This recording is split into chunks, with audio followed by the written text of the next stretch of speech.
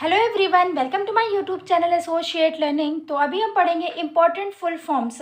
जो भी हमारे इम्पॉर्टेंट फुल फॉर्म्स हैं एमएड एंट्रेंस के लिए, तो वो हम सभी देखेंगे। तो जो भी स्टूडेंट एमएड एंट्रेंस की तैयारी कर रहे हैं, चाहे वो कैंपस के लिए कर रहे हो या फिर एफिलिएटेड जो कॉलेजेस हैं उनके लिए कर रहे हो, तो उन सभी स्टूडेंट के लिए ये जो वीडियो होने वाली है ये इम्पॉर्टेंट होगी। ठीक है। पिछली बार जो मैंने फुल फॉर्म की जो क्लास ली थी उससे डायरेक्ट 2 क्वेश्चन आए थे सिर्फ फुल फॉर्म के। ठीक है। तो आई होप इस बार भी ऐसा हो सकता है कि आपके 1 या 2 क्वेश्चन फुल फॉर्म से आ जाएं, इसलिए आपके लिए इम्पोर्टेंट हो जाती है ये।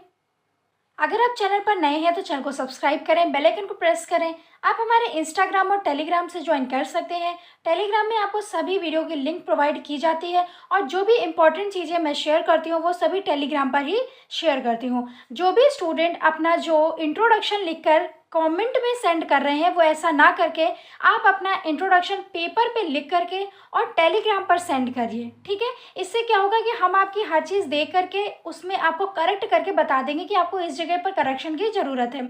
आप कमेंट में करेंगे तो कमेंट में हम आपको अच्छे तरीके से नहीं बता सकते कि आपको इसमें करेक्शन कहाँ पर करना है। ठीक है। तो आप जो भी अपना इंट्रोडक्शन लिख रहे हैं अपने इंटरव्यू के लिए, आप मुझे वो पेपर में लिख करके टेलीग्राम पर सेंड करें। अगर आपको कोई पर्सनल क्वेरी है तो ये जो व्हाट्सएप नंबर है आप इस पर कॉल या व्हाट्सएप करके पीयूष सर से बात कर सकते हैं। ठीक है। तो चलिए देखते हैं हम इम्पॉर्टेंट फुल फॉर्म्स। तो फर्स्ट फुल फॉर्म हमारा हो जाएगा SCF, स्टेट करिकुलर फ्रेमवर्क। ठीक है। SCF का फुल फॉर्म है स्टेट करिकुलर फ्रेमवर्क। आप मेरे साथ साथ लर्न करने की भी कोशिश करिएगा। सेकेंड है SCERT का फुल फॉर्म है state council of educational research and training. R से रिसर्च है एंड ट्रेनिंग है। ठीक है। तो SCERT का फुल फॉर्म है state council of educational research and training. Next है ODL का फुल फॉर्म है ओपन एंड डिस्टेंस लर्निंग।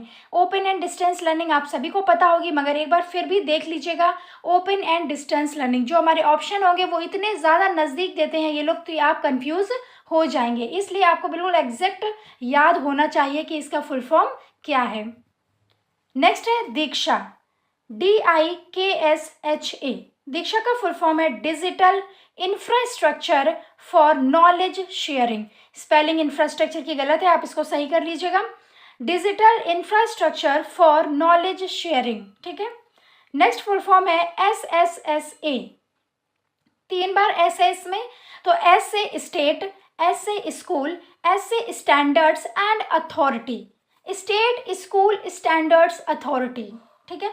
जो भी स्टेट्स के स्कूल होंगे उनकी जो स्टैंडर्ड अथॉरिटी है उस पर ये वर्क करती है।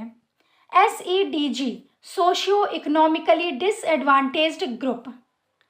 नेक्स्ट है टेट का फुल फॉर्म है टीचर एलिजिबिलिटी टेस्ट। जो कि हम टेट देते हैं टीचर बनने के लिए, तो वो उसका फुल फॉर्म क्या हो जाएगा? TET, teacher eligibility test. Next full form है SQAAF, school quality assessment and accreditation framework. दोबारा से मैं बोल रही हूँ, स्कूल क्वालिटी असेसमेंट, पहले क्या होगा, स्कूल की जो क्वालिटी है उसकी असेसमेंट की जाएगी एंड एक्रेडिटेशन फ्रेमवर्क। ठीक है। नेक्स्ट है स्वयं हमारे लिए इंपॉर्टेंट है। स्वयं का फुल फॉर्म है study web of active learning for young aspiring mind. एक बार दोबारा से हम देखेंगे। S का मतलब है स्टडी, W का मतलब है वेब, ऑफ A का मतलब है active, learning for young, Y का मतलब है यंग, A का मतलब है aspiring and mind. Study web of active learning for young aspiring mind. Swayam हमारे लिए बहुत इंपॉर्टेंट है, आप लोग याद रखिएगा। एक स्वयं हमारे लिए इंपॉर्टेंट है, दीक्षा हमारे लिए इंपॉर्टेंट है, SCERT हमारे लिए इंपॉर्टेंट हो जाता है। नेक्स्ट हम देखेंगे IGNOU important, Indira Gandhi national open university. ठीक है। नेक्स्ट है ISL का फुल फॉर्म हो जाएगा इंडियन साइन लैंग्वेज। नेक्स्ट है ICT का फुल फॉर्म हो जाएगा information and communication technology.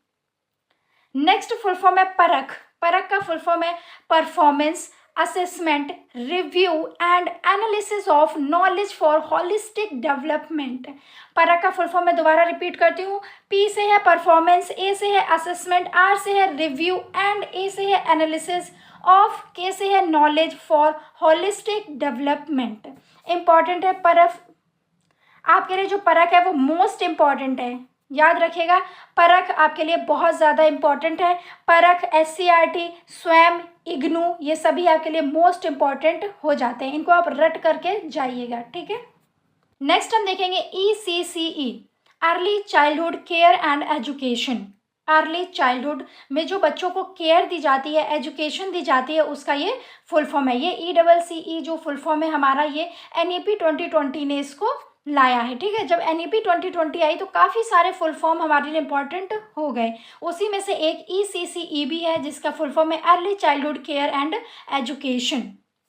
Next है GDP, ग्रॉस डोमेस्टिक प्रोडक्ट, ठीक है। नेक्स्ट है GER, ग्रॉस इनरोलमेंट रेशियो, ठीक है।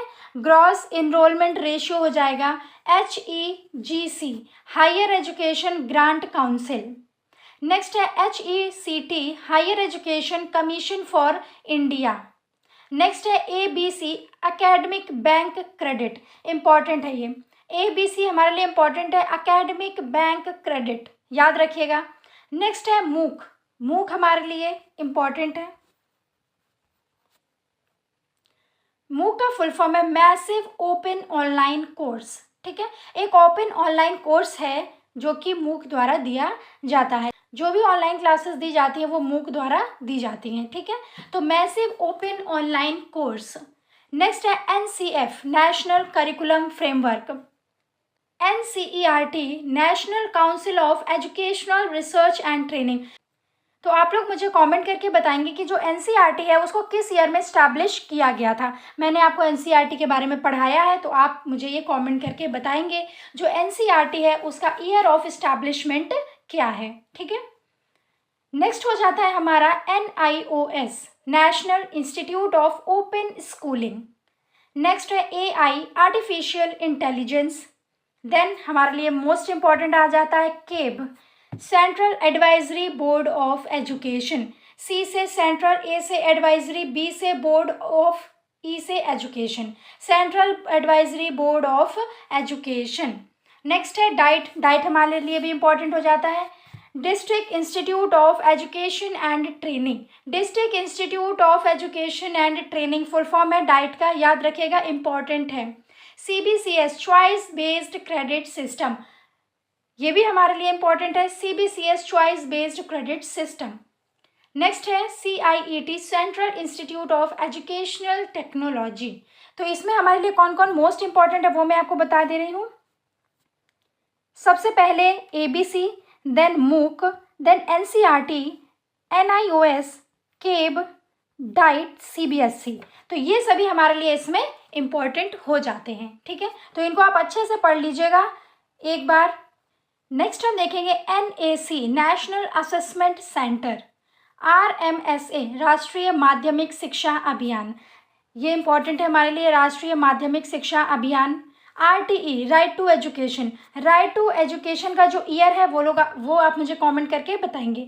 राइट टू एजुकेशन कब आया था, इसके जो ईयर है वो आप मुझे कमेंट करके बताएंगे, आपके पेपर में आ सकता है ये, ठीक है। NCPCR, national council for protection of child right. NCPCR, national council for protection of child right. आप इसको 2-3 बार ऐसे ही बोलेंगे तो आपको लर्न हो जाएगा, ठीक है। AICTE, AICTE important, all India council for technical education. AICTE क्या होता है, जितनी भी इंडिया में जो टेक्निकल एजुकेशन से रिलेटेड चीज़ें होती हैं वो AICTE देखता है। तो AICTE का फुल फॉर्म हो जाएगा all India council for technical education, ठीक है। आप मुझे NCERT का जो ईयर ऑफ इस्टेब्लिशमेंट है वो बताएंगे और RTE का जो ईयर ऑफ इस्टेब्लिशमेंट है वो बताएंगे। ये 2 चीज़ें आप मुझे कमेंट करके ज़रूर बताइएगा। और ये जितनी भी चीज़ें मैंने आपको अभी पढ़ाई हैं, जितने भी फुल फॉर्म हमने पढ़े हैं, जो मैंने इसमें इम्पॉर्टेंट बताए हैं वो आप 1 या 2 बार उसको पढ़ लीजिएगा जिससे आपको लर्न हो जाए, ठीक है। तो अगर आपको वीडियो अच्छी लगी हो, हेल्पफुल लगी हो तो वीडियो को लाइक करें, शेयर करें, सब्सक्राइब करें। मिलते हैं नेक्स्ट लेक्चर में। Stay connected. Thank you.